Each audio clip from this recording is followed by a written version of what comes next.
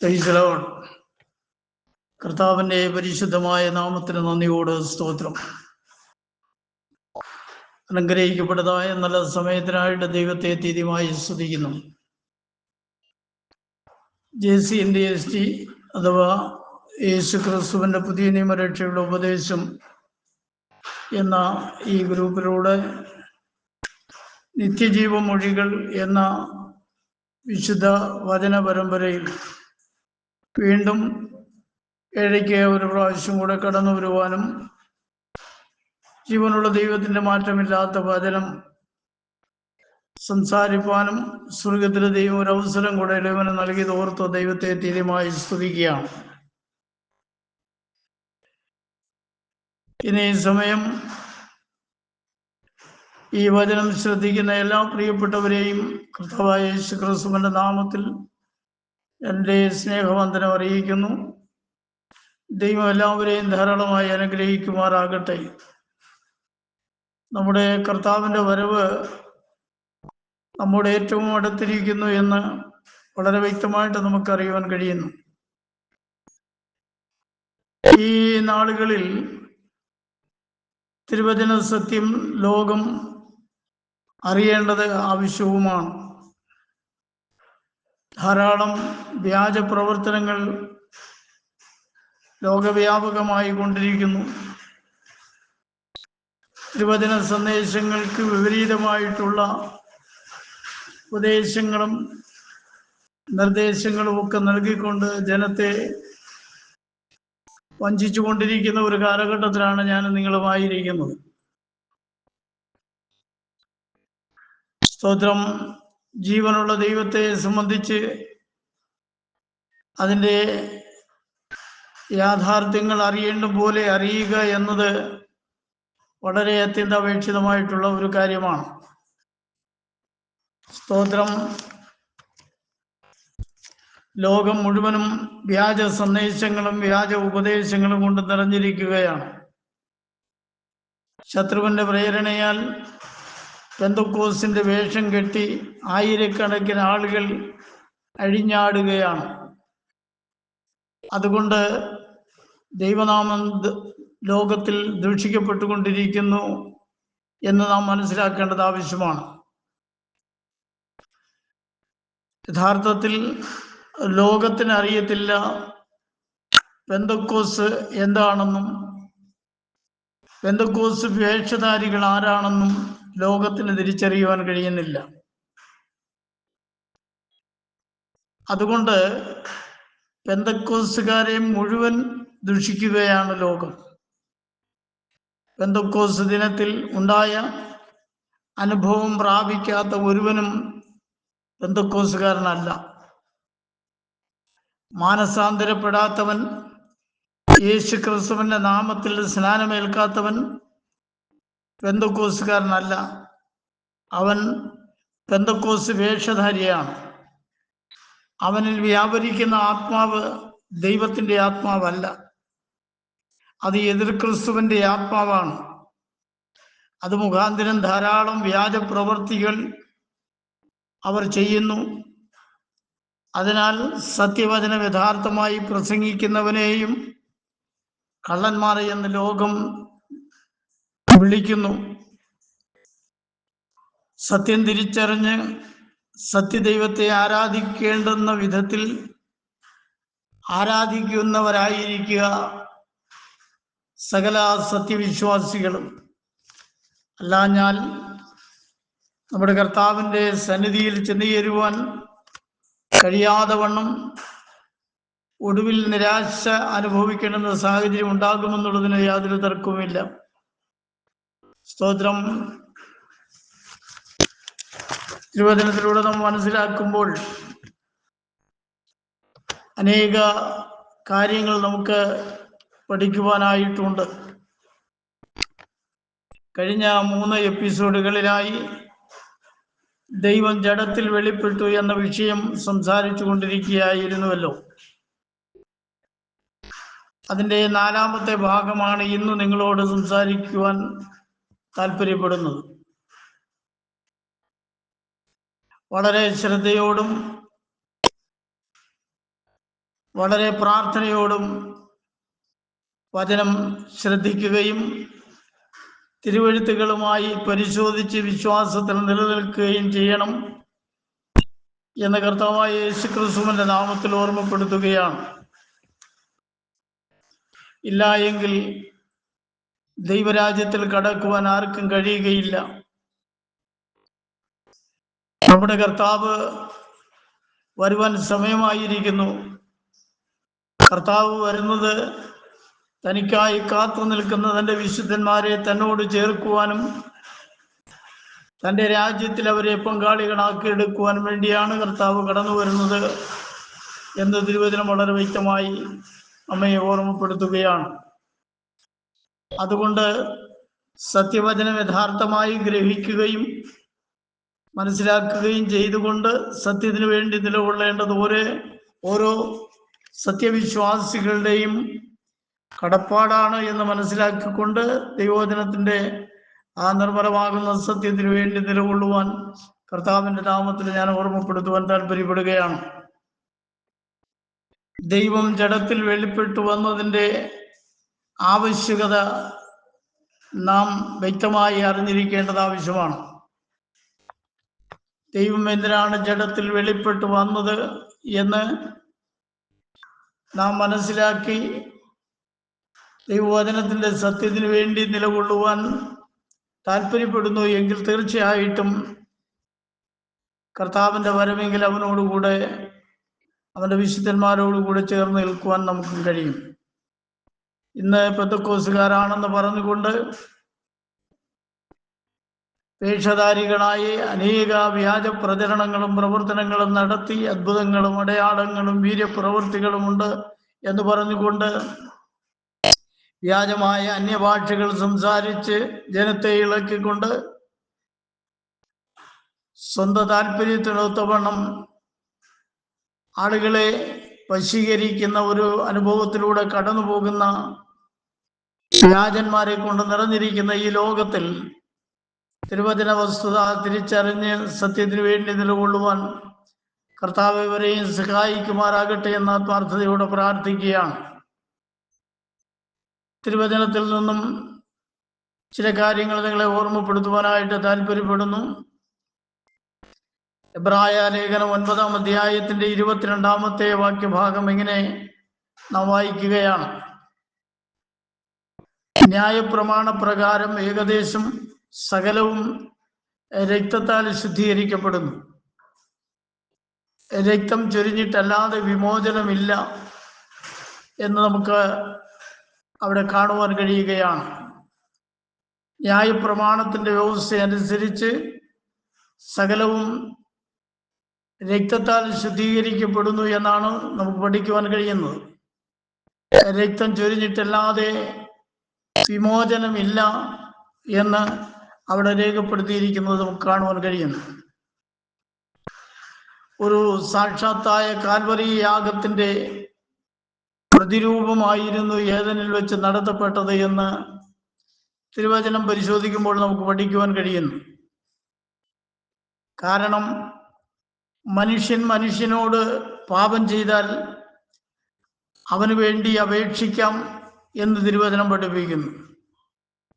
മനുഷ്യർ യഹോവയോട് പാപം ചെയ്താലോ അവന് വേണ്ടി ആർ അപേക്ഷിക്കും എന്ന് തിരുവചനത്തിലൂടെ നമുക്ക് പഠിക്കുവാൻ കഴിയുന്നു. മനുഷ്യനോട് പാപം ചെയ്യുകയാണെങ്കിൽ മനുഷ്യന് വേണ്ടി ദൈവത്തോട് നമുക്ക് അപേക്ഷിക്കുവാൻ കഴിയും. എന്നാൽ യഹോവയോട് പാപം ചെയ്താൽ ആരോട് അപേക്ഷിക്കുവാൻ കഴിയും, ആർ അപേക്ഷിക്കും എന്ന് തിരുവചനം നമ്മെ പഠിപ്പിക്കുകയാണ്. മനുഷ്യൻ ദൈവത്തോട് പാപം ചെയ്ത് പാപം മനുഷ്യനെയും ദൈവത്തെയും തമ്മിൽ അകറ്റി. അങ്ങനെ ദൈവവും മനുഷ്യനുമായി അകന്നുപോയ സാഹചര്യത്തിൽ അകന്നുപോയ മനുഷ്യനെ ദൈവത്തോട് അടുപ്പിക്കേണ്ടതിന് സ്തോത്രം ദൈവം തന്നെ ലോകത്തിലേക്ക് വെളിപ്പെട്ട് വരേണ്ടത് ആവശ്യമായിരുന്നു എന്നാണ് തിരുവചനത്തിലൂടെ നമുക്ക് പഠിക്കുവാൻ കഴിയുന്നത്. കൊരിന്ത്യർക്ക് എഴുതിയ 2-ാമത്തെ ലേഖനം 5-ാം അധ്യായത്തിന്റെ 18-ഉം 19-ഉം വാക്യഭാഗങ്ങൾ നമ്മൾ വായിക്കുമ്പോൾ അത് എങ്ങനെയാണ് രേഖപ്പെടുത്തിയിരിക്കുന്നത്? അതിനൊക്കെയും ദൈവം കാരണഭൂതൻ. അവൻ നമ്മെ ക്രിസ്തു മൂലം തന്നോട് നിരപ്പിച്ചു. നിരപ്പിന്റെ ശുശ്രൂഷ ഞങ്ങൾക്ക് തന്നുമിരിക്കുന്നു എന്ന് വിശുദ്ധ പൗലോസ് അതിന്റെ 18-ാമത്തെ വാക്യഭാഗത്തിൽ പറയുകയാണ്. സകലത്തിനും കാരണഭൂതൻ സ്വർഗത്തിലെ ദൈവം തന്നെയാണ്. അവൻ നമ്മെ ഓരോരുത്തരെയും അഥവാ മനുഷ്യവർഗം ദൈവത്തിൽ നിന്നും അകന്നു പോയപ്പോൾ കർത്താവായ യേശുക്രിസ്തു മൂലം തന്നോട് നിരപ്പിച്ചു എന്നാണ് നമുക്കവിടെ പൗലോസിന്റെ വാക്കുകളിലൂടെ കേൾക്കുവാൻ കഴിയുന്നത്. പിന്നീട് പൗലോസ് പറയുന്ന നിരപ്പിന്റെ ശുശ്രൂഷ ഞങ്ങൾക്ക് തന്നുമിരിക്കുന്നു. നിരപ്പിന്റെ ശുശ്രൂഷ ചെയ്യുവാൻ ദൈവം തൻ്റെ ദാസന്മാരെ ആ ശുശ്രൂഷ വരവേൽപ്പിക്കപ്പെട്ടിരിക്കുന്നു എന്നാണ് വിശുദ്ധ പൗലോസിന്റെ വാക്കുകളിലൂടെ നമുക്ക് പഠിക്കുവാൻ കഴിയുന്നത്. സ്തോത്രം. ദൈവം ലോകത്തിന് ലംഘനങ്ങളെ കണക്കിടാതെ ലോകത്തെ ക്രിസ്തുവിൽ തന്നോട് നിരപ്പിച്ചു പോന്നു. ഈ നിരപ്പിന്റെ വചനം ഞങ്ങളുടെ പക്കൽ വരവേൽപ്പിച്ചിരിക്കുന്നു എന്ന് വിശുദ്ധ പൗലോസ് പറയുകയാണ്. ദൈവം ലോകത്തിന്റെ ലംഘനങ്ങളെ കണക്കിടാതെ ലോകത്തെ കർത്താവായ യേശുക്രിസ്തുവിൽ കൂടെ സർവശക്തനായ ദൈവത്തോട് നിരപ്പിച്ചു പോന്നു എന്നാണ് നമുക്കവിടെ കാണുവാൻ കഴിയുന്നത്. അതിനുശേഷം ഈ നിരപ്പിന്റെ വചനം ഞങ്ങളുടെ പക്കൽ വരവേൽപ്പിച്ചിരിക്കുന്നു എന്ന് വിശുദ്ധ പൗലോസ് പറയുന്നു. ദൈവം ക്രിസ്തുവിലൂടെ മാത്രം അത് സാധ്യമാക്കി തീർത്തു. നിരപ്പ് ക്രിസ്തു മൂലവും ക്രിസ്തുവിലുമാണ് എന്ന് നമുക്ക് കാണുവാൻ കഴിയുന്നു. ദൈവത്തിന്റെ വിശുദ്ധിയും നീതിയും സ്നേഹവും ഈ നിരപ്പിന്റെ ശുശ്രൂഷയിലൂടെ അല്ലെങ്കിൽ കാൽവറി യാഗത്തിലൂടെ നമുക്ക് ദർശിക്കുവാൻ കഴിയും. വിശുദ്ധനായ ദൈവവും പാപിയായ മനുഷ്യനും മധ്യസ്ഥനായി നിൽക്കുവാൻ ആർക്കും കഴിയുകയില്ല. കാരണം അശുദ്ധനിൽ നിന്ന് ജനിച്ച വിശുദ്ധനില്ല. ആയതിനാൽ പാപിയായി തീർന്ന മനുഷ്യനെ വീണ്ടെടുക്കുവാൻ വിശുദ്ധനായ ദൈവം തന്നെ ജഡത്തിൽ വെളിപ്പെടണമായിരുന്നു എന്നാണ് നമുക്ക് മനസ്സിലാക്കുവാൻ കഴിയുന്നത്. പാപത്തിന്റെ കഠിനമായ ഭാരവും പേറി നടന്ന മനുഷ്യൻ ദൈവത്തോട് നിലവിളിക്കുന്നതായി നമുക്ക് കാണുവാൻ കഴിയുന്നു. റോമാലേഖനം 7-ാം അധ്യായത്തിന്റെ 24-25 വാക്യഭാഗങ്ങൾ നമ്മൾ വായിക്കുമ്പോൾ, അയ്യോ ഞാൻ അരിഷ്യ മനുഷ്യൻ, ഈ മരണത്തിന് അധീനമായ ശരീരത്തിൽ നിന്ന് എന്നെ ആർ വിടുവിക്കും എന്നവിടെ രേഖപ്പെടുത്തിയിരിക്കുന്നതായിട്ട് നമുക്ക് കാണുവാൻ കഴിയുന്നു. ഞാൻ അരിഷ്യനായ മനുഷ്യനാണ്, മരണത്തിന് അധീനമായ ശരീരത്തിലാണ് ഞാൻ വസിക്കുന്നത്. അതിൽ നിന്ന് എന്നെ വിടുവിക്കുവാൻ ലോകത്തിന് ആർക്ക് കഴിയും എന്നുള്ളതിനെ കുറിച്ചാണ് കർത്താവിന്റെ ദാസൻ അവിടെ രേഖപ്പെടുത്തിയിരിക്കുന്നതായിട്ട് നമുക്ക് കാണുവാൻ കഴിയുന്നു. പിന്നീട് നമ്മൾ അവിടെ കാണുന്നത്, നമ്മുടെ കർത്താവായ യേശുക്രിസ്തു മുഖാന്തരം ഞാൻ ദൈവത്തിന് സ്തോത്രം ചെയ്യുന്നു.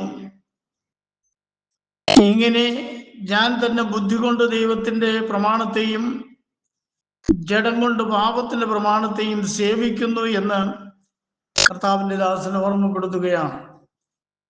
ബുദ്ധി കൊണ്ട് ദൈവത്തിന്റെ പ്രമാണത്തെ സേവിക്കുന്നു, ശരീരം കൊണ്ട് പാപത്തിന്റെ പ്രമാണത്തെയും സേവിക്കുന്നു എന്നാണ് നമുക്കവിടെ കാണുവാൻ കഴിയുന്നത്.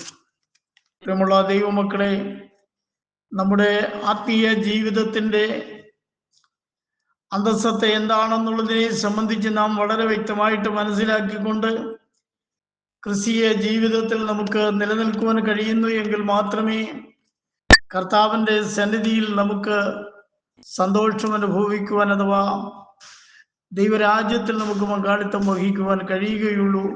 ഇല്ല എങ്കിൽ ദൈവസന്നിധിയിൽ ചെന്ന് ചേരുവാൻ വളരെ ബുദ്ധിമുട്ടെന്നുള്ളത് മാത്രമല്ല, അതിന് സാധ്യമല്ല എന്ന് ദൈവവചനം വളരെ വ്യക്തമായിട്ട് നമ്മെ ഓർമ്മപ്പെടുത്തുകയാണ്. കൽപ്പനാലംഘന നിമിത്തം മനുഷ്യൻ പാപിയായി തീർന്നു. അങ്ങനെ അവന് നഷ്ടമായി തീർന്നത് ദൈവ തേജസ്സും വിശുദ്ധിയും ദൈവവുമായിട്ടുള്ള ആ വിശുദ്ധ സംസർഗവുമാണ് എന്ന് നമുക്ക് മനസ്സിലാക്കുവാൻ കഴിയുന്നു. മനുഷ്യൻ കൽപ്പനാ ലംഘനത്തിൽ വീണു പോകുന്നതിന് മുമ്പായിട്ട് ദൈവവുമായിട്ട് നിരന്തര സംസർഗമുള്ളവനായിരുന്നു മനുഷ്യൻ. ദൈവവുമായിട്ട് സംസർഗമുള്ളവനായിരിക്കണമെങ്കിൽ ദൈവത്തിന്റെ വിശുദ്ധിയും അവന്റെ തേജസ്സും നിറഞ്ഞവനായിരിക്കണം മനുഷ്യൻ. അങ്ങനെയുള്ള അവസ്ഥയിൽ നിന്നുമാണ് അവന് വീഴ്ച ഭവിക്കുവാൻ ഇടയായി തീർന്നത്, അവൻ പാപിയായി തീർന്നത് എന്ന് തിരുവചനത്തിലൂടെ നമുക്ക് പഠിക്കുവാൻ കഴിയുന്നു. അതിനൊക്കെയും കാരണം ദൈവം കൽപ്പിച്ച കൽപ്പനകൾ ലംഘിച്ചത് മുഖാന്തരമായിട്ടാണ് മനുഷ്യന് ഈ വീഴ്ച ഉണ്ടായതും ദൈവത്തിൽ നിന്നും അകന്നു മാറുവാൻ ഇടയായി തീർന്നതും എന്ന് നമുക്ക് പഠിക്കുവാൻ കഴിയുന്നു. ആ മനുഷ്യനെ, ദൈവത്തിൽ നിന്നും അകന്നുപോയ മനുഷ്യനെ ദൈവത്തോട് അടുപ്പിക്കുവാൻ മാനുഷികമായിട്ടുള്ള യാതൊരു പരിഹാര മാർഗങ്ങളും അതിന് അനുയോജ്യമായിരുന്നില്ല എന്നും നമുക്ക് പഠിക്കുവാൻ കഴിയുന്നു. സങ്കീർത്തനം 49-ാം അധ്യായത്തിന്റെ 7 മുതൽ 9 വരെയുള്ളതായ ഭാഗങ്ങൾ നമ്മൾ പഠിക്കുമ്പോൾ അവിടെ രേഖപ്പെടുത്തിയിരിക്കുന്നത് ഇങ്ങനെയാണ്: സഹോദരൻ ശവക്കുഴി കാണാതെ എന്നേക്കും ജീവിച്ചിരിക്കേണ്ടതിന് അവനെ വീണ്ടെടുപ്പാനോ ദൈവത്തിന് വീണ്ടെടുപ്പ് വില കൊടുപ്പാനോ ആർക്കും കഴിയുകയില്ല എന്നവിടെ കാണുവാൻ കഴിയുന്നു. മാനുഷികമായിട്ട് ഒരുവനെ ശവക്കുഴിയിൽ നിന്നും അഥവാ നരകത്തിൽ നിന്നും വീണ്ടെടുക്കുവാൻ അവനെ വീണ്ടെടുത്ത് അവൻ എന്നേക്കും ജീവിച്ചിരിക്കേണ്ടതിന് അവനെ രക്ഷിക്കുവാൻ ദൈവത്തിന് വീണ്ടെടുപ്പ് വില കൊടുക്കുവാൻ മനുഷ്യരിൽ ഒരുത്തനും കഴിയുകയില്ല എന്നാണ് ദൈവവചനം നമ്മെ പഠിപ്പിക്കുന്നത്. സ്തോത്രം.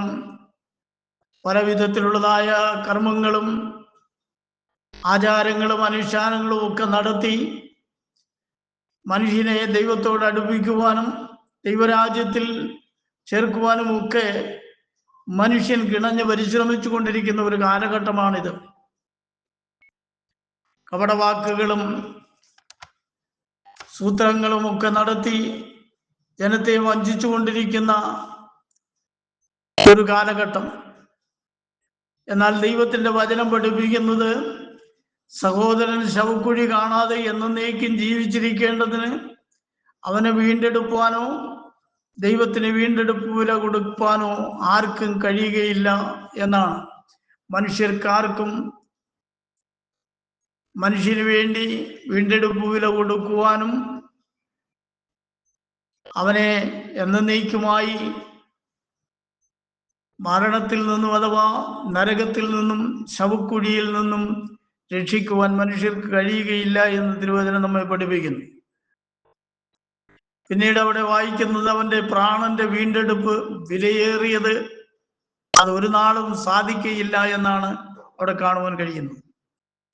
മനുഷ്യന്റെ വീണ്ടെടുപ്പ് വളരെ വിലയേറിയ ഒന്നാണ്. അത് മനുഷ്യർക്കാർക്കും ഒരു നാളും സാധിക്കുകയില്ല എന്നും തിരുവചനം വളരെ വ്യക്തമായി നമ്മെ പഠിപ്പിക്കുകയാണ്.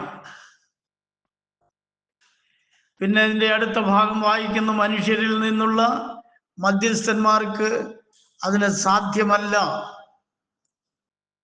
പിന്നീട് നമ്മൾ കാണുന്നത് സ്വർഗത്തിൽ നിന്നും വരുവാൻ മറ്റാരെങ്കിലും ഉണ്ടോ എന്ന് പരിശോധിച്ചാൽ ഇല്ല എന്ന് മാത്രമാണ് അതിന് മറുപടിയായി പറയുവാൻ കഴിയുന്നത്.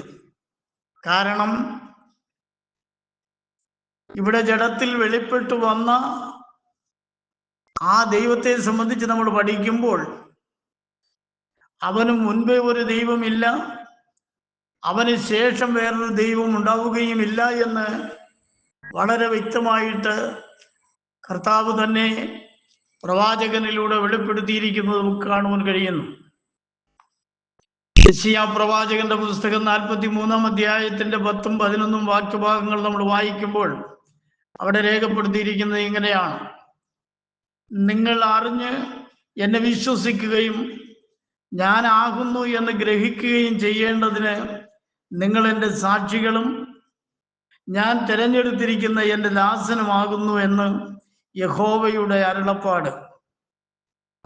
പിന്നീട് അടുത്ത ഭാഗം പറയുന്നത്, എനിക്ക് മുമ്പേ ഒരു ദൈവം ഉണ്ടായിട്ടില്ല, എനിക്ക് ശേഷം ഉണ്ടാവുകയുമില്ല. ജീവനുള്ള ദൈവമാണ് ജഡത്തിൽ വെളിപ്പെട്ട് ലോകത്തിലേക്ക് വന്നത്. ആ ദൈവം പറയുകയാണ്, മനുഷ്യനെ വീണ്ടെടുക്കുവാൻ വേണ്ടി ഞാനല്ലാതെ ലോകത്തിലേക്ക് വരുവാൻ എനിക്ക് മുമ്പേ വേറൊരു ദൈവമില്ല, എനിക്ക് ശേഷം വേറൊരു ദൈവം ഉണ്ടാവുകയുമില്ല. ഞാൻ തന്നെ യഹോവ, ഞാനല്ലാതെ ഒരു രക്ഷകനുമില്ല എന്ന്, രക്ഷിതാവുമില്ല എന്ന് അവിടെ വളരെ വ്യക്തമായിട്ട് കർത്താവ് തന്നെ പ്രവാചകനിലൂടെ സംസാരിക്കുകയാണ്. ഒരേ ഒരു വീണ്ടെടുപ്പുകാരൻ, ഒരേ ഒരു രക്ഷകൻ, അത് യഹോവ തന്നെയാണ്. അവനല്ലാതെ വേറെ ഒരു ദൈവമില്ല, അവന് മുൻപേ ഒരു ദൈവമില്ല, അവന് ശേഷം ഒരു ദൈവം ഉണ്ടാവുകയുമില്ല എന്ന് തിരുവചനത്തിലൂടെ കർത്താവ് വെളിപ്പെടുത്തുകയാണ്. അപ്പോ വേറൊരു ദൈവം മനുഷ്യനെ വീണ്ടെടുക്കുവാനോ രക്ഷിപ്പാനോ, അവനെ ശവക്കുഴിയിൽ നിന്ന് വീണ്ടെടുക്കുവാൻ, അവനെ നരകത്തിൽ നിന്ന് രക്ഷിക്കുവാൻ മറ്റൊരുത്തൻ ഇല്ല എന്ന് സ്വർഗത്തിലെ ദൈവം തന്നെ ആവർത്തിച്ച് നമ്മോട് സംസാരിക്കുമ്പോൾ, ഇന്നത്തെ ലോകം അങ്ങനെയല്ല. ദൈവം പറഞ്ഞതൊന്നും ശരിയല്ല. ആ ദൈവം കൂടാതെ വേറെ 2 ദൈവങ്ങളും കൂടെ ഉണ്ട്, ഒന്നിലധികം ദൈവങ്ങളുണ്ട്, അതേ കുറിച്ച് ഞങ്ങൾക്ക് നന്നായി അറിയാം എന്ന് പറഞ്ഞുകൊണ്ട് തിരുവചനം വെച്ച് വാദിക്കുന്ന ധാരാളം വ്യാജ പ്രവർത്തനങ്ങളെ നമുക്ക് കാണുവാൻ, പ്രവർത്തകരെ നമുക്ക് കാണുവാൻ കഴിയുന്നുണ്ട്. സ്തോത്രം. ദൈവം ആവർത്തിച്ച് പറയുകയാണ്, ഞാനാണ് ദൈവം, ഞാൻ അല്ലാതെ വേറൊരു ദൈവമില്ല, എനിക്ക് മുൻപൊരു ദൈവമില്ല, എനിക്ക് ശേഷം ഒരു ദൈവം ഉണ്ടാവുകയുമില്ല. ഞാൻ തന്നെയാണ് യഹോവ എന്ന് പറയുമ്പോൾ മനുഷ്യനെ രക്ഷിക്കുവാൻ എനിക്ക് മാത്രമേ കഴിയൂ, വേറൊരു രക്ഷകനില്ല എന്ന് ദൈവം തന്നെ പ്രവാചകനിലൂടെ നമ്മോട് സംസാരിക്കുകയാണ്. എന്നാൽ മനുഷ്യൻ അതിന് വിപരീതമായി പഠിപ്പിക്കുകയും വിപരീതമായി പ്രസ്താവിക്കുകയും ചെയ്യുന്നത് മുഖാന്തിരമായിട്ട് ദൈവത്തിൽ ആളത്വങ്ങൾ ഒട്ടനവധി ഉണ്ടെന്നും അതിൻ്റെ പ്രവർത്തനങ്ങളൊക്കെ വ്യത്യസ്തമാണെന്നും അത് ഞങ്ങൾക്ക് തിരിച്ചറിയാമെന്ന് പറഞ്ഞുകൊണ്ട് ഇന്ന് ഒരു കൂട്ടം ആളുകൾ എന്ന് പറഞ്ഞാൽ ബഹുകൂട്ടം ആളുകൾ കർത്താവിൻ്റെ സത്യവചനത്തിന് വിരോധമായി പ്രവർത്തിച്ചു കൊണ്ടിരിക്കുന്ന ഒരു കാലഘട്ടമാണ്. ഈ കാലഘട്ടത്തിൽ ലോകം മുഴുവനും ദൈവനാമം വളരെയധികം ദുഷിക്കപ്പെട്ടുകൊണ്ടിരിക്കുന്നു. പെന്തക്കോസ്തുകാരെന്ന് പറയപ്പെടുന്ന സകല ആളുകളെയും ഒരുപോലെ സ്തോത്രം വ്യാജന്മാരെന്നും കള്ളന്മാരെന്നും വിളിച്ചുകൊണ്ട് ആക്ഷേപിക്കുവാൻ സ്തോത്രം ലോകം തയ്യാറാകുന്നു. അതിനൊക്കെ കാരണമായി തീർന്നിട്ടുള്ളത് സത്യവചനത്തെ യഥാർത്ഥമായി ഗ്രഹിക്കാതെയും മനസ്സിലാക്കാതെയും സത്യവചനത്തിന് വിരോധമായിട്ടുള്ള പ്രവർത്തനങ്ങൾ കാഴ്ചവെക്കുന്നത് നിമിത്തമായിട്ട് സ്തോത്രം ശത്രുവിന്റെ ആത്മാവിനാൽ വ്യാപരിതരായിട്ട് പ്രാകൃതമാകുന്ന പല സ്വഭാവങ്ങൾ കാണിക്കുകയും ചുമ്മാതെ അലക്ഷ്യമായ അന്യഭാഷകൾ സംസാരിക്കുകയും പ്രവചനം, അദ്ഭുതങ്ങൾ, അടയാളങ്ങൾ, വീര്യപ്രവൃത്തികൾ എന്ന് പറഞ്ഞുകൊണ്ട് വ്യാജ പ്രവർത്തനങ്ങൾ ചെയ്യുകയും വലിയ വലിയ കൂട്ടങ്ങളെ ഉണ്ടാക്കി എടുത്തിട്ട് അവിടെ അടിപിടി അക്രമങ്ങളും നാശാസ്യ പ്രവർത്തനങ്ങളും ഒക്കെ നടത്തിക്കൊണ്ട് തിരുവചനത്തിനെതിരായി പോരാടുന്ന ഒരു കൂട്ടം ആടുകളെ നമുക്ക് ലോകത്തിൽ കാണുവാൻ കഴിയുന്നു. അതുകൊണ്ട് സത്യവചനത്തെ ജാതികൾ ദുഷിക്കുന്നു. പെന്തക്കോസുകാരെ മുഴുവൻ പേരെയും ഒരുപോലെ വ്യാജന്മാരെന്ന് പറയുന്നു. സത്യം തിരിച്ചറിയുവാൻ കഴിയാത്തത് കൊണ്ടാണ് അത് പറയുന്നത്. എന്നാൽ പെന്തക്കോസുകാരായി സത്യത്തിന് വേണ്ടി നിലകൊള്ളുന്ന ഒരു വിഭാഗം ആളുകൾ ഈ ഭൂമിയിലുണ്ട്.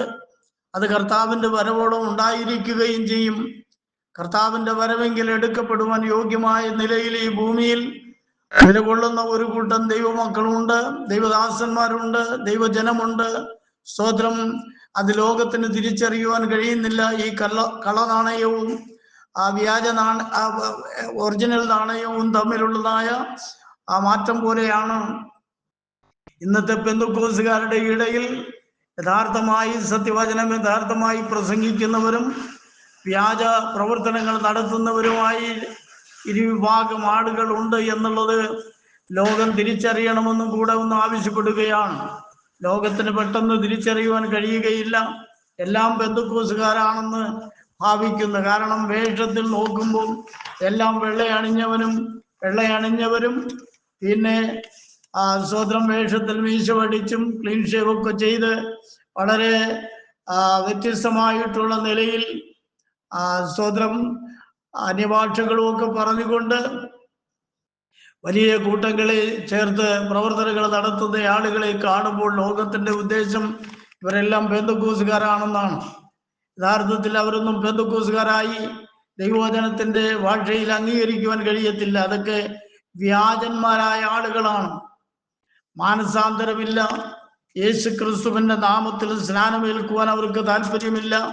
അതൊക്കെ തള്ളിക്കളഞ്ഞുകൊണ്ട് ദൈവകൽപ്പനകളെ ലംഘിച്ചുകൊണ്ട് ആദിയിൽ സ്വതന്ത്രം ഏദനിൽ മനുഷ്യൻ കാട്ടിക്കൂട്ടിയതുപോലെ ദൈവകൽപ്പന ലംഘിച്ചുകൊണ്ട് പാപത്തിന്റെ വഴികളിൽ ജീവിക്കുന്ന ആളുകളാണ് ഇത്തരക്കാരായ ആളുകൾ. ദൈവവചനത്തിന്റെ സത്യത്തിന് വിരോധമായി പ്രവർത്തിച്ചു കൊണ്ടിരിക്കുന്ന പെന്തക്കോസുകാരെന്ന് അവകാശപ്പെടുന്നവർ വ്യാജന്മാരാണ് എന്ന കാര്യം ലോകം തിരിച്ചറിയുക. സകലരെയും ഒരുപോലെ ദുഷിക്കുന്നത് കൊണ്ട് കാര്യമില്ല. സത്യത്തിന് വേണ്ടി ധീരമായി നിലനിൽക്കുന്ന ഒരു കൂട്ടം ആളുകൾ ഭൂമിയിലുണ്ട്. അത് സ്വതന്ത്രം ലോകത്തിന് തിരിച്ചറിയുവാൻ കഴിയുന്നില്ല. എന്നാൽ അത് തിരിച്ചറിയുന്ന ഒരു സമയമുണ്ട്. കർത്താവ് താൻ ഗംഭീരനാദത്തോടും പ്രധാന ദൂതന്റെ ശബ്ദത്തോടും ദൈവത്തിന്റെ കാഹളത്തോടും കൂടെ സ്വർഗത്തിൽ നിന്നും ഇറങ്ങി വരുന്ന സന്ദർഭത്തിൽ ക്രിസ്തുവിൽ മരിച്ചവർ ഉയർത്തെഴുന്നേൽക്കും. ജീവനോടെ ശേഷിക്കുന്ന വിശുദ്ധന്മാർ രൂപാന്തരം പ്രാപിക്കും. അല്ലാതെ ഇന്ന് പെന്തക്കോസുകാരാണെന്നും പറഞ്ഞ് ഭാവിച്ച് നടക്കുന്ന വെള്ളയണിഞ്ഞ് നടക്കുന്ന ഒരുത്തനും ദൈവവചനത്തിന്റെ വസ്തുതകളെ അംഗീകരിക്കാത്ത ഒരുത്തനും ദൈവരാജ്യത്തിൽ പ്രവേശിക്കുകയില്ല എന്നാണ് തിരുവചനം നമ്മെ വളരെ വ്യക്തമായി ഓർമ്മപ്പെടുത്തുന്നത്. അതുകൊണ്ട് ഇന്ന് ലോകം മുഴുവനും ദൈവനാമത്തിന് വിരോധമായി പ്രവർത്തിച്ചു കൊണ്ടിരിക്കുന്ന ഈ എല്ലാവരെയും ഒരുപോലെ പെന്തക്കോസുകാരാണെന്ന് പറഞ്ഞ് ആക്ഷേപിക്കരുത് എന്ന് ഞാൻ ഓർമ്മപ്പെടുത്തുവാനും കൂടെ തയ്യാറാകുകയാണ്. ചില ആളുകൾ പെന്തക്കോസുകാരെ എല്ലാവരെയും സ്വതന്ത്രം ക്യാൻസലാക്കണമെന്നും പെന്തക്കോസുകാരെ നിഷേധിക്കണമെന്നും ഉപേക്ഷിക്കണമെന്നും ഒക്കെ പറഞ്ഞുകൊണ്ട് പല ബഹളങ്ങളൊക്കെ പലയിടങ്ങളിലും നടത്തുന്നുണ്ട്. അതൊന്നും നടക്കുന്ന കാര്യവുമല്ല. സത്യത്തിന് വേണ്ടി നിലകൊള്ളുന്ന ദൈവമക്കൾ മരണം വരെയും സത്യത്തിന് വേണ്ടി നിലകൊള്ളും. കർത്താവിന്റെ വരവെങ്കിൽ അവനോടുകൂടെ എടുക്കപ്പെടുകയും ചെയ്യും എന്നത് വസ്തുതയാണ്. സ്തോത്രം. ഇവിടെ അപ്പോസ്തല പ്രവൃത്തി 4-ാം അധ്യായത്തിന്റെ 12-ാമത്തെ വാക്യഭാഗത്തിൽ പറയുന്നത്, മറ്റൊരുത്തനിലും രക്ഷയില്ല. നാം രക്ഷിക്കപ്പെടുവാൻ ആകാശത്തിന്റെ കീഴിൽ മനുഷ്യരുടെ ഇടയിൽ നൽകപ്പെട്ട വേറെ ഒരു നാമവുമില്ല എന്ന് അവിടെ പഠിപ്പിക്കുമ്പോൾ രക്ഷയ്ക്കായി നൽകപ്പെട്ടിരിക്കുന്ന ഏക നാമം യേശു ക്രിസ്തു എന്ന നാമമാണ്. വിശുദ്ധ സ്തോത്രം യെശയ്യാവിലൂടെ സർവശക്തനായ ദൈവം സംസാരിച്ചത്, ഞാൻ തന്നെ യഹോവ, ഞാനല്ലാതെ ഒരു രക്ഷിതാവുമില്ല. പുതിയ നിയമത്തിൽ മറ്റൊരുത്തനിലും രക്ഷയില്ല. നാം രക്ഷിക്കപ്പെടുവാൻ ആകാശത്തിന്റെ കീഴിൽ മനുഷ്യരുടെ ഇടയിൽ നൽകപ്പെട്ട ഒരേ ഒരു നാമം അത് യേശുക്രിസ്തുവിന്റെ നാമമാണെന്ന് അവിടെ രേഖപ്പെടുത്തിയിരിക്കുകയാണ്. ബൈബിൾ വചനങ്ങളൊന്നും വ്യത്യസ്തമായിട്ടുള്ളതല്ല, എല്ലാം ദൈവശാസ്ത്രീയമാണ് എന്ന് വളരെ വ്യക്തമായിട്ട് നമുക്ക് പഠിക്കുവാൻ കഴിയുന്നു. സ്വതന്ത്രം ഇത് ഒരു പ്രത്യേക വിഭാഗക്കാരുടെ ഉപദേശമാണ് എന്നൊക്കെ ഈ വ്യാജന്മാർ പറഞ്ഞു പഠിപ്പിക്കുവാൻ ശ്രമിക്കുന്നുണ്ട്. സത്യവചനം യഥാർത്ഥമായി മനസ്സിലാക്കുവാനും ഗ്രഹിക്കുവാനും കഴിയണമെങ്കിൽ മാനസാന്തരപ്പെട്ട ദൈവമക്കൾ സംസാരിക്കുന്ന വചനങ്ങൾ കേട്ട് മനസ്സിലാക്കേണ്ടത് ആവശ്യമാണ്. ഇല്ല എങ്കിൽ സ്തോത്രം ചതിയിൽ അകപ്പെടുമെന്നുള്ളതിന് യാതൊരു തർക്കവുമില്ല. സ്തോത്രം അത് വരാതിരിക്കേണ്ടതിന് വേണ്ടിയാണ് ഈ സത്യങ്ങൾ നിങ്ങളോട് സംസാരിക്കുവാൻ ഞങ്ങൾ നിർബന്ധിതരായി തീരുന്നത്. ദൈവം എന്നെയും നിങ്ങളെയും രക്ഷിക്കേണ്ടതിന് വേണ്ടിയാണ് അവൻ ജഡത്തിൽ വെളിപ്പെട്ട് ലോകത്തിലേക്ക് വന്നത്. സ്തോത്രം. മനുഷ്യൻ പാപം ചെയ്ത് ദൈവത്തിൽ നിന്നും അകന്ന ദൈവ തേജസ്സും ദൈവത്തിൻ്റെ വിശുദ്ധിയും അവരുമായിട്ടുള്ള സംസർഗവും ഒക്കെ നഷ്ടപ്പെട്ടു പോയപ്പോൾ, അങ്ങനെ ദൈവത്തിൽ നിന്നും നഷ്ടപ്പെട്ടു പോയ മനുഷ്യവർഗത്തെ ദൈവത്തോട് അടുപ്പിക്കുവാൻ ദൈവത്തിന് മാത്രമല്ലാതെ മറ്റാർക്കും കഴിയുകയില്ല എന്നുള്ളത് കൊണ്ട് ദൈവം തന്നെ എന്നെയും നിങ്ങളെയും വീണ്ടെടുക്കുവാൻ ജഡത്തിൽ വെളിപ്പെട്ട് ലോകത്തിലേക്ക് വന്നു എന്നാണ് ദൈവവചനം നമ്മെ പഠിപ്പിക്കുന്നത്. അങ്ങനെ നമ്മുടെ ഏക വീണ്ടെടുപ്പുകാരൻ കർത്താവായ യേശു ക്രിസ്തു മാത്രമാണ്. അവൻ യഥാർത്ഥമായി സത്യദൈവമാണ്. അവൻ ജഡത്തിൽ വെളിപ്പെട്ടു വന്നു. കർത്താവ് ഈ പകൽക്കാലം എല്ലാവരെയും ധാരാളമായി അനുഗ്രഹിക്കുമാറാകട്ടെ എന്ന് ആത്മാർത്ഥതയോട് പ്രാർത്ഥിക്കുകയാണ്. സ്തോത്രം. സത്യവചനത്തെ യഥാർത്ഥമായി മനസ്സിലാക്കിക്കൊണ്ട് സത്യത്തിനു വേണ്ടി നിലകൊള്ളുവാൻ എല്ലാ പ്രിയപ്പെട്ടവരെയും സ്വർഗത്തിലെ ദൈവം ധാരാളമായി അനുഗ്രഹിക്കുകയും സഹായിക്കുകയും ശക്തീകരിക്കുകയും ചെയ്യുമാറാകട്ടെ എന്ന് ആത്മാർത്ഥതയോടെ പ്രാർത്ഥിക്കുന്നു. നമുക്ക് കണ്ണുകളെ അടയ്ക്കാം, പ്രാർത്ഥിക്കാം. ഞാൻ എൻ്റെ വാക്കുകളെ ഇവിടെ അവസാനിപ്പിക്കുകയാണ്. എനിക്കായി അവസരത്തെ ഒരുക്കി തന്ന ഈ ഗ്രൂപ്പിന്റെ ായിരിക്കുന്ന ബഹുമാന്യ കർത്താവിന്റെ ദാസന്മാർക്ക് കർത്താവിന്റെ നാമത്തിലുള്ള നന്ദിയും സ്നേഹത്തെ അറിയിക്കുന്നു. കേൾവിക്കാരായിരിക്കുന്ന എല്ലാവരെയും ദൈവം അനുഗ്രഹിക്കട്ടെ എന്ന് പ്രാർത്ഥിക്കുകയാണ്. ആരും നഷ്ടപ്പെട്ടു പോകരുത്. കർത്താവിന്റെ വരവെങ്കിൽ അവനോട് ചേർന്ന് നിൽക്കുവാൻ നമുക്ക് യോഗ്യത ഉണ്ടായിരിക്കണം. അതിനായിട്ട് പ്രവർത്തിക്കുക. കർത്താവ് അനുഗ്രഹിക്കട്ടെ.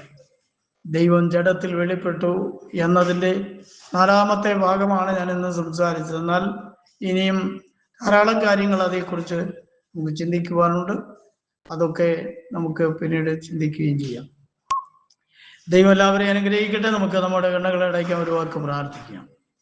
പരിശുദ്ധനായ ഞങ്ങളുടെ ദൈവമേ, സ്വർഗീയ കർത്താവേ, അനുഗ്രഹിക്കപ്പെട്ടതായ നല്ല സമയത്തിനായിട്ട് സ്തോത്രം.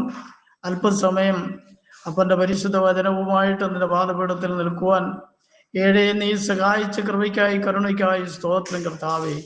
സർവശക്തനായ ദൈവം ഭൂമിയിലുള്ളതായ സകല മനുഷ്യനെയും വീണ്ടെടുക്കേണ്ടതിന് വേണ്ടി ജഡത്തിൽ വെളിപ്പെട്ട് ലോകത്തിലേക്ക് വന്നു. സ്വയം യാഗമായി തീർന്നു. അവന്റെ യാഗരക്തത്താൽ സകല മനുഷ്യരെയും വീണ്ടെടുക്കുവാൻ ദൈവം കടന്നു വന്നു എന്ന് വളരെ വ്യക്തമായിട്ട് മനസ്സിലാക്കുവാൻ കഴിയുന്നു. യഥാർത്ഥമായി സത്യം മനസ്സിലാക്കിക്കൊണ്ട് സത്യത്തിന് വേണ്ടി മരണം വരെയും പോരാടുവാൻ സ്വർഗത്തിലെ ദൈവം ഇവർക്ക് സഹായിക്കുമാറാണെന്ന് പ്രാർത്ഥിക്കുന്നു. വചനം കേൾക്കുന്ന എല്ലാവരെയും നീ അനുഗ്രഹിച്ചാട്ട് കർത്താവേ. എല്ലാം നിന്റെ നാമത്തിന്റെ മഹത്വത്തിനും പുകഴ്ചയ്ക്കുമാകേണ്ടതിന് സഹായിച്ചാട്ട്. വചനത്തിന് വിരോധമായി പ്രവർത്തിച്ചുകൊണ്ട് തിരുനാമത്തെ രക്ഷിക്കുന്നവരെയും നീ സന്ദർശിക്കണം. ഒരു മാനസാന്തരപ്പെടുവാൻ സത്യം അറിയുവാൻ അവർക്കും കൃപ നൽകിയാണ്. പ്രാർത്ഥന തിരുമേനി കേട്ടതുകൊണ്ട് സ്തോത്രം. സകല മഹത്വപരിക്കട്ടെ യേശു ക്രിസ്തുവിന്റെ ധന്യമുള്ള നാമത്തിൽ തന്നെ. ആമേൻ. Praise the Lord. സ്തോത്രം, സ്തോത്രം, സ്തോത്രം, സ്തോത്രം.